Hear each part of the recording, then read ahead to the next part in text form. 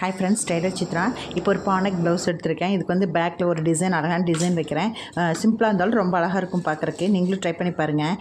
இப்போ இந்த பானைக்கில் வந்து பார்த்திங்கன்னா ஒரு 5 இன்ச்சு கிளாத் எடுத்து 2ஆக மடித்து ஒரு தையல் போட்டு இந்த நீடில் வச்சு உள்ளே வந்து திருப்பிக்கலாங்க.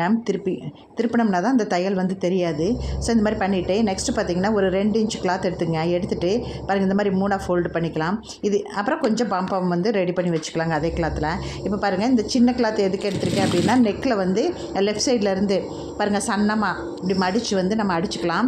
அதாவது எல் ஷேப் மட்டும் அடிச்சுட்டு ஒரு சைடு ரைட் சைடு மட்டும் விட்டுலாம் அடிக்காமல், அதாவது சின்னது தைக்காமல் பாருங்கள் கொஞ்சோண்டு எக்ஸ்ட்ரா விட்டு நிறுத்திக்கலாம். நிறுத்திட்டு இந்த நம்ம அடிச்சு திருப்பி இருக்கோம் இல்லைங்களா, அந்த கிளாத்தை வச்சு ஒரு சைடு தையல் போட்டுக்கலாம். இன்னொரு சைடு ஓப்பன்லேயே இருக்கட்டும். அது எதுக்கு அப்படின்னிங்கன்னா, இந்த பாம்பாம் இருக்குது இல்லைங்களா, இது பாருங்கள் இந்த மாதிரி ஒரு இன்ச்சு தள்ளி நீளம் அப்படி வச்சுட்டு போய்க்கலாம். அந்த ஹைட் எவ்வளோ ஹைட் இருக்கோ, அதாவது ப்ளவுஸோட ஹைட் எவ்வளோ ஹைட் இருக்கோ அந்த கிளாத் அந்த ஒயரத்துக்கு வந்து ஒவ்வொரு இன்ச்சு வச்சு அப்படி நம்ம ஸ்டிச் பண்ணிட்டு வரலாம்.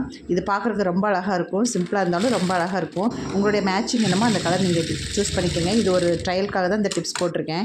ஸோ பிடிச்சதுன்னா மறக்காமல் சப்ஸ்கிரைப் பண்ணி வச்சுக்கோங்க. புதுசாக பார்க்குற பிக்னஸ் எல்லாம் லைக் பண்ணிக்கங்க. லைக்கே பண்ண மாட்டேங்கிறீங்க. எப்படி இருக்குன்னு கமெண்ட் பண்ணுங்கள். வேறு ஏதாவது டவுட் இருந்ததுன்னா எனக்கு கமெண்ட் பண்ணி கேளுங்க, நான் உங்களுக்கு சொல்கிறேன். தேங்க்யூ.